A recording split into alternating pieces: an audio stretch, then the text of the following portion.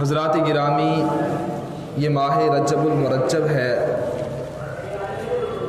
یہ ماہ رجب اللہ تبارک و تعالیٰ کا بڑا پیارا مہینہ ہے، اور اس ماہ رجب میں اہل سنت کے معمولات میں سے ایک عمل کونڈوں کی نیاز بھی ہے، جو حضرت امام جعفر صادق رضی اللہ تعالیٰ عنہ کے ایصال ثواب کے لیے کی جاتی ہے۔ آج اسی کے لحاظ سے آپ کے سامنے عرض کرنا ہے۔ اللہ تعالیٰ حق گوئی کی توفیق عطا فرمائے۔ سب سے پہلے حضرت امام جعفر صادق رضی اللہ تعالیٰ عنہ کے تعلق سے کچھ سماعت فرما لیں۔ حضرت امام جعفر صادق رضی اللہ تعالیٰ عنہ کون ہیں؟ یہ نبی پاک صلی اللہ تعالیٰ علیہ وسلم کی اولاد میں سے ہیں۔ حضرت امام جعفر صادق رضی اللہ تعالیٰ عنہ کے والد حضرت امام باقر ہیں۔ حضرت امام باقر کے والد حضرت امام زین العابدین ہیں۔ حضرت امام زین العابدین کے والد حضرت امام حسین ہیں، اور حضرت امام حسین کے والد حضرت مولائے کائنات علی المرتضیٰ رضی اللہ تعالیٰ عنہ ہیں۔ تو یہ حضرت امام جعفر صادق رضی اللہ تعالیٰ عنہ مولائے کائنات رضی اللہ تعالیٰ عنہ کی اولاد میں سے ہے۔ نام حضرت امام جعفر کا جعفر ہے، کنیت ابو عبداللہ بھی ہے، ابو اسماعیل بھی ہے، اور لقب آپ کا صادق ہے، سچے، کیونکہ صداقت اور امانت کے آپ پیکر تھے، ہمیشہ سچ بولتے تھے، امانت دار تھے، تو اس وجہ سے آپ کا لقب ہی صادق پڑ گیا۔ صادق، امام جعفر صادق۔ حضرت امام جعفر صادق رضی اللہ تعالیٰ عنہ ماہ ربیع الاول کی 13 یا 17 یا 18 تاریخ کو مدینہ منورہ میں پیدا ہوئے، سن 80 یا 83 ہجری میں۔ حضرت امام جعفر صادق رضی اللہ تعالیٰ عنہ کا سلسلہ نسب حضرت علی سے بھی ملتا ہے، اور والدہ کی طرف سے سلسلہ نسب حضرت سیدنا صدیق اکبر سے ملتا ہے۔ حضرت امام جعفر صادق رضی اللہ تعالیٰ عنہ کی والدہ ام فروہ، وہ بیٹی ہیں حضرت قاسم کی۔ حضرت قاسم بیٹے ہیں حضرت محمد کے، اور حضرت محمد بیٹے ہیں حضرت سیدنا صدیق اکبر کے۔ تو سیدنا صدیق اکبر کی اولاد میں سے بھی ہیں آپ، اور مولائے کائنات کی اولاد میں سے بھی ہیں۔ والدہ ماجدہ کی طرف سے 2 اعتبار سے آپ کا سلسلہ نسب سیدنا صدیق اکبر سے ملتا ہے۔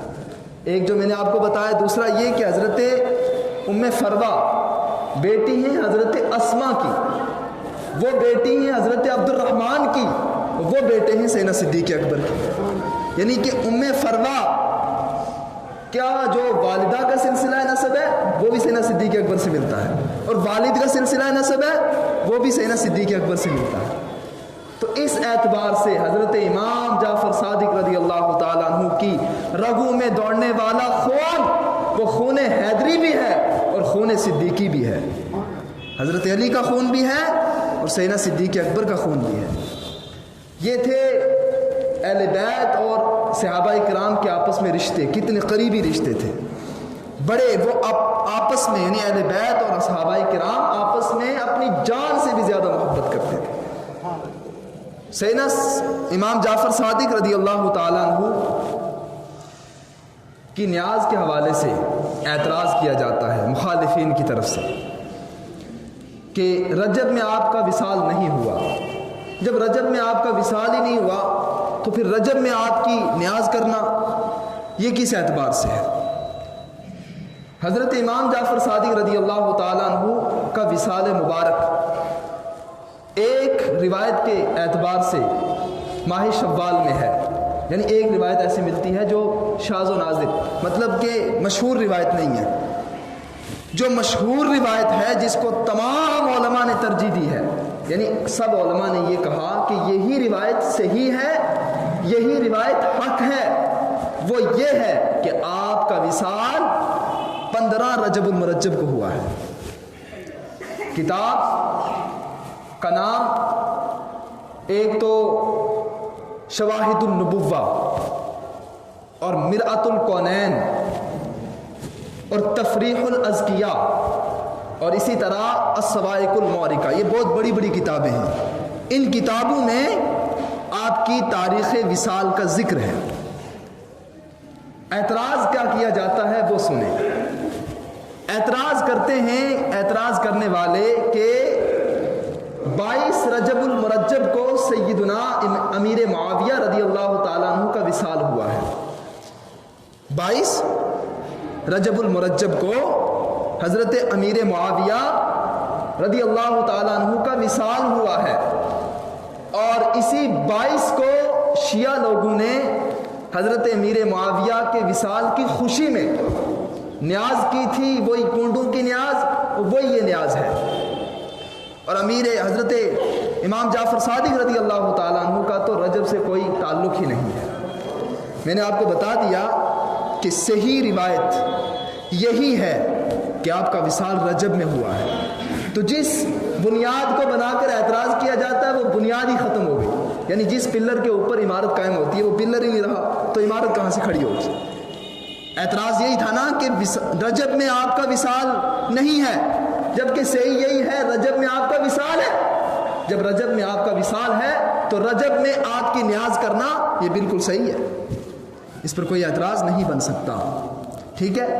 اور دوسری بات یہ کہ ٹھیک مان لیتے ہیں کہ 22 رجب کو حضرت امیر معاویہ کا وصال ہے، حق یہی ہے، اور مان لیتے ہیں کہ شیعہ لوگوں نے ان کے وصال کی خوشی میں نیاز کی تھی، تو وہ شیعوں نے کی تھی، وہ ان کا عمل جانے، ان کی نیت جانے۔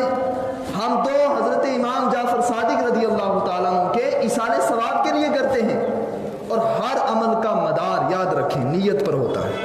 حضور ارشاد فرماتے ہیں انما الاعمال بالنیات، کہ ہر عمل کا مدار نیت پر ہے، ہر عمل کے پیچھے نیت پوشیدہ ہوتی ہے، اسی نیت کا اعتبار ہوتا ہے۔ آپ کا عمل نہیں دیکھا جائے گا، اس عمل کے پیچھے نیت کیا ہے وہ نیت دیکھی جاتی ہے۔ نیت یہی ہے کہ حضرت امام جعفر صادق رضی اللہ تعالیٰ عنہ کو ثواب پہنچ جائے۔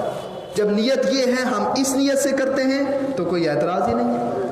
پھر ان سے کہا جائے کہ جناب چلو ٹھیک ہے آپ رجب میں نہیں کرتے، تو جو تاریخ آپ کے نزدیک صحیح ہے آپ اس تاریخ کو حضرت امام جعفر صادق رضی اللہ تعالیٰ عنہ کو ایصال ثواب کر لیں، لیکن نہیں کرتے۔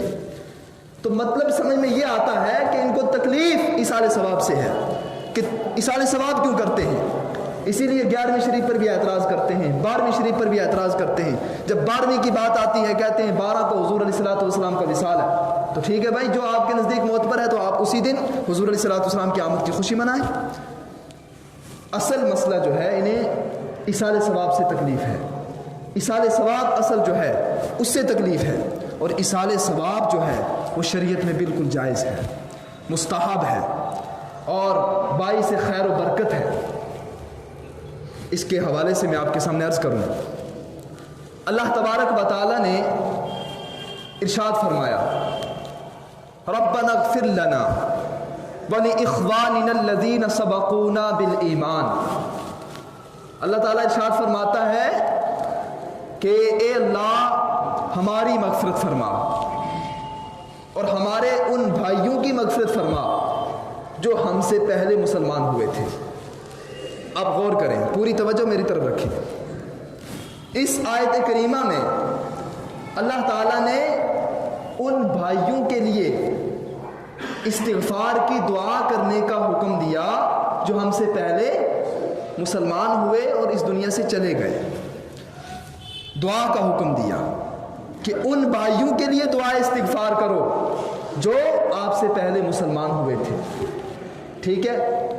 ایک آیت، دوسری آیت سنیں جو آپ نماز میں بھی پڑھتے ہیں، رب اغفر لی ولوالدی وللمؤمنین یوم یقوم الحساب۔ اس کا ترجمہ کیا ہے؟ یا اللہ میری مغفرت فرما، میرے والدین کی مغفرت فرما اور مومنین کی مغفرت فرما جس دن حساب کا دن قائم ہوگا۔ اب اس میں بھی آپ غور کریں، سب سے پہلے اللہ تعالیٰ نے اپنی مغفرت کا حکم دیا کہ تم اپنے گناہوں کی مغفرت طلب کرو، ایک۔ دوسرا، اپنے ماں باپ کے لیے مغفرت کی دعا کرو، دو۔ تیسرا، اپنے مسلمان بھائیوں کے لیے مغفرت کی دعا کرو۔ دیکھو اس آیت کریمہ میں بھی اللہ تعالیٰ نے ماں باپ کے لیے دعائے مغفرت کا حکم دیا اور مسلمان بھائیوں کے لیے بھی دعائے مغفرت کا حکم دیا۔ تیسری آیت سنیں، اللہ تعالیٰ ارشاد فرماتا ہے رب ارحمہما کما ربیانی صغیرا، اے اللہ میرے ماں باپ پر ویسے ہی رحمت فرما جیسے انہوں نے بچپن میں میری تربیت فرمائی۔ اب دیکھو اس آیت کریمہ میں بھی اللہ تعالیٰ نے اپنے ماں باپ کے لیے رحمت کی دعا کا حکم دیا کہ ان کے لیے ایسے رحمت کی دعا کرو، یہ دعا کرو اے اللہ جس طرح انہوں نے بچپن میں مجھے پیار سے محبت سے میری تربیت کی، مجھے پالا، ایسے ہی میرے ماں باپ پر رحمت فرما، برکت فرما۔ ان تینوں آیتوں میں آپ غور کریں، اللہ تعالیٰ نے ہمیں رحمت کی دعا کا بھی حکم دیا اور مغفرت کی دعا کا بھی حکم دیا۔ کن کے لیے؟ جو زندہ ہیں ان کے لیے بھی اور جو مر چکے ان کے لیے بھی۔ اب میں آپ سے ایک سوال پوچھتا ہوں، مجھے بتاؤ اگر جس کام کا کوئی فائدہ نہ ہو کیا اس کام کا اللہ تعالیٰ ہمیں حکم دیتا؟ اگر زندہ لوگوں کے عمل سے، زندہ لوگوں کی دعا سے مردوں کو کوئی فائدہ نہیں پہنچتا تو اللہ تعالیٰ ان آیتوں میں ہمیں حکم دیتا؟ نہیں دیتا۔ اور دعا جو ہے یہ عبادت ہے، صرف عبادت ہی نہیں بلکہ عبادت کا مغز ہے، سب سے بڑی عبادت دعا ہے۔ حضور نے ارشاد فرمایا الدعاء مخ العبادہ، دعا عبادت کا مغز ہے، کیونکہ دعا میں سب سے زیادہ انسان عاجزی کے ساتھ اللہ کے حضور پیش ہوتا ہے، عاجزی کے ساتھ سر نیاز کو اللہ کی بارگاہ میں جھکا دیتا ہے، انتہائی عجز کے ساتھ، انکساری کے ساتھ اللہ کی بارگاہ میں پیش ہوتا ہے، اللہ رحمت فرما۔ تو سب سے بڑی عبادت کیا ہے؟ دعا ہے۔ اسی عبادت کو اللہ تبارک و تعالیٰ نے مردوں کے لیے باعث برکت بنایا، باعث خیر بنایا، باعث استفادہ بنایا، یعنی ہماری دعا ان کے لیے فائدہ مند ہے۔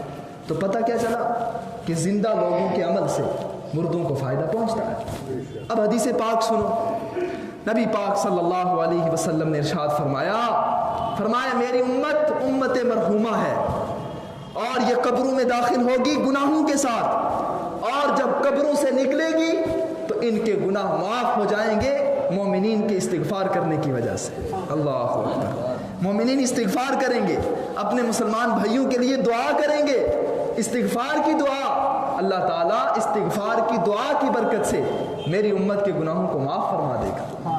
ایک حدیث سن لی، اب دوسری حدیث پاک سنیں۔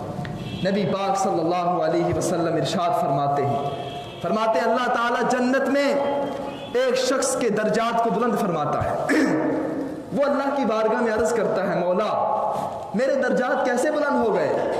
اللہ فرماتا ہے تیرے حق میں تیری اولاد کے نیک دعا کرنے کی وجہ سے، دعائے استغفار کرنے کی وجہ سے جنت میں تیرا درجہ بلند کر لیا۔ اللہ اکبر، سبحان اللہ۔ ایک اور حدیث پاک سنیں، نبی پاک صلی اللہ علیہ وسلم ارشاد فرماتے جب بندے کا انتقال ہو جاتا ہے، جب کسی کا وصال ہو جاتا ہے تو اعمال کا دار و مدار منقطع ہو جاتا ہے، اعمال کا کنیکشن ختم ہو جاتا ہے، لیکن 3 عمل ایسے ہیں جو باقی رہتے ہیں اور انسان کو ان کا ثواب پہنچتا رہتا ہے، فائدہ ہوتا رہتا ہے۔ وہ 3 عمل کیا ہیں؟ آقا فرماتے ہیں سب سے پہلا عمل یہ ہے کہ صدقہ جاریہ اور علم نافع، یعنی ایسا علم کسی کو پڑھا کر چلا جائے، شریعت کا علم کسی کو عالم بنا کر چلا جائے تو یہ بھی اس کو مرنے کے بعد بھی فائدہ پہنچتا رہتا ہے۔ صدقہ جاریہ کر کے چلا جائے تو مرنے کے بعد بھی فائدہ پہنچتا رہتا ہے۔ اسی طرح اولاد کو نیک راستے پر لگا کے چلا جائے، نمازی بنا کر چلا جائے، دیندار بنا کر چلا جائے تو یہ اولاد کی دینداری، اولاد کا نیک ہونا، اولاد کا دعا کرنا، اس کا بھی اسے فائدہ پہنچتا رہتا ہے۔ سبحان اللہ، مطلب فائدہ پہنچتا ہے، اس کے اعمال میں، نیک اعمال میں اضافہ ہوتا ہے، جنت میں درجات بلند ہوتے ہیں اور گناہ معاف ہو جاتے ہیں۔ سبحان اللہ۔ ایک روایت میں ہے کہ ایک شخص انتہائی گنہگار تھا، لیکن اس نے اپنی زوجہ سے یہ کہا کہ یہ جو آپ کے پیٹ میں بچہ ہے، میری نصیحت ہے، یہ جب یہ پیدا ہو تو اسے مدرسے میں داخل کرنا۔ جب بچہ پیدا ہوا تو والد کی نصیحت کے مطابق مدرسے میں داخل کیا۔ والد انتہائی گنہگار تھا، قبر میں عذاب ہوتا تھا۔ جب بچے نے سب سے پہلے بسم اللہ الرحمن الرحیم پڑھی تو اللہ تعالیٰ نے قبر میں اس کے عذاب کو ہلکا کر دیا۔ اللہ اکبر۔ ایک اور حدیث پاک سنیں، نبی پاک صلی اللہ علیہ وسلم کی بارگاہ میں حضور کے ایک پیارے صحابی حضرت سعد وہ حاضر ہوئے، عرض کیا یا رسول اللہ میری والدہ کا انتقال ہو گیا، میں سفر پہ گیا تھا اور میں ان کی خدمت نہیں کر سکا، ان کی طرف سے کوئی صدقہ نہیں کر سکا، یا رسول اللہ اگر میری والدہ زندہ ہوتی تو وہ مجھے صدقہ کا کہتی، مجھ سے صدقہ کرواتی، میرے آقا میری والدہ کا انتقال ہو گیا، کیا اب میں ان کی طرف سے صدقہ کروں تو کیا فائدہ پہنچتا ہے، کیا فائدہ پہنچے گا؟ حضور نے ارشاد فرمایا ہاں فائدہ پہنچے گا، صدقہ کرو۔ اب یہ سوال بھی کر لیا یا رسول اللہ یہ بھی فرماتے ہیں بہتر صدقہ کیا ہے؟ حضور علیہ السلام نے ارشاد فرمایا بہتر صدقہ پانی ہے۔ تو حضرت سعد نے حفرا بیرن، حضرت سعد نے کنواں کھدوایا اور کہا ہاذہ لأم سعد، یہ کنواں سعد کی ماں کا ہے۔ کنواں کھدوایا اور کھدوا کر وہ کنواں اللہ کی راہ میں وقف کر دیا اور اس کنویں سے لوگوں نے پانی پیا۔ مدینہ میں آج بھی وہ کنواں موجود ہے، آج بھی لوگ اس سے پانی پیتے ہیں۔ حضور نے اس سے پانی پیا، صدیق اکبر نے پانی پیا، فاروق اعظم نے پانی پیا، عثمان غنی نے پانی پیا، مولا علی نے پانی پیا، باقی صحابہ نے پانی پیا، آج بھی وہ کنواں موجود ہے اور ثواب حضرت سعد کی ماں کو پہنچ رہا۔ تو پتہ کیا چلا؟ میں نے آپ کے سامنے کتنی حدیثیں پیش کی، آیات پیش کی، بہت سارے دلائل ہیں۔ مطلب یہ ہے کہ ہمارے نیک عمل کا ثواب پہنچتا ہے۔ اور حضرت حکیم الامت مفتی احمد یار خان صاحب نعیمی فرماتے ہیں یہ جو امام جعفر صادق رضی اللہ تعالیٰ عنہ کی نیاز ہے کونڈوں کی، یہ بہت سارے آفات اور بلیات کو ٹالنے کا سبب ہے۔ اس سے بہت ساری مصیبتیں ٹل جاتی ہیں، بہت ساری پریشانیوں سے نجات مل جاتی ہے، لیکن اس میں یاد رکھیں ہماری طرف سے کچھ خرافات بھی ہوتی ہیں۔ سب سے پہلی یہ کہ وہ جو لال کپڑا رکھا جاتا ہے، وہ پھول رکھے جاتے ہیں، اس کا کیا مقصد؟ پھول کا کیا تعلق؟ لال کپڑے کا کیا تعلق؟ اس کا کوئی تعلق نہیں ہے، یہ بالکل بے اصل بات ہے۔ لال کپڑے کی کوئی حیثیت نہیں ہے، نہ پھولوں کی کوئی حیثیت ہے۔ آپ پوڑی بنائیں اور کھلائیں۔ اور ایک بات یہ بھی یاد رکھیں، یہ اعتقاد بنا لینا، یہ عقیدہ بنا لینا کہ صرف پوریوں پہ ہی نیاز دلے گی، باقی کوئی کسی اور چیز پہ نہیں دلے گی، یہ بھی غلط ہے، یہ بھی غلط ہے، یہ عقیدہ غلط ہے، یہ ایسا عقیدہ نہیں ہونا چاہیے۔ بلکہ کوئی سی بھی نیاز بنا سکتے ہیں، آپ حلوہ بھی بنا سکتے ہیں، آپ حلیم بھی بنا سکتے ہیں، آپ بریانی بھی بنا سکتے ہیں، یعنی جتنے بھی کھانے کی چیزیں ہیں کوئی بھی چیز بنا سکتے ہیں، اس میں تخصیص نہیں ہے۔ اگر اس کو خاص کر لیا تو یہ غلط ہو جائے گا، اس کو بھی یاد رکھیں۔ اور کونڈوں کی نیاز، اس پہ نام کونڈوں کا کیوں پڑا یہ بھی سننے سے یاد رکھیں۔ اصل میں پہلے لوگ کونڈا کہتے ہیں مٹی کے برتن کو جو پیالے کی طرح ہوتا ہے، ٹھیک ہے، اس میں کھیر بنا کر حضرت امام جعفر صادق رضی اللہ تعالیٰ عنہ کی نیاز کرواتے تھے۔ وہ مٹی کا برتن اسے کونڈا کہا جاتا تھا، اور اسی وجہ سے اس نیاز کا نام ہی کونڈوں کی نیاز پڑ گئی۔ تو حضرات یہ ہے حقیقت جو میں نے آپ کے سامنے بیان کی، یہ باعث خیر و برکت ہے۔ رب ذوالجلال ہمیں اس نیک عمل کو کرنے کی توفیق عطا فرمائے، امام جعفر صادق رضی اللہ تعالیٰ عنہ کے فیضان سے مالا مال فرمائے۔ وقت ہو چکا ہے، اللہ تبارک و تعالیٰ اپنی بارگاہ میں قبول فرما لے۔ کلمہ پاک پڑھ لیں، لا الہ الا اللہ محمد رسول اللہ، وآخر دعوانا الحمد۔ ٹائم بہت ہو گیا، آپ نے بتا دیتے مجھے۔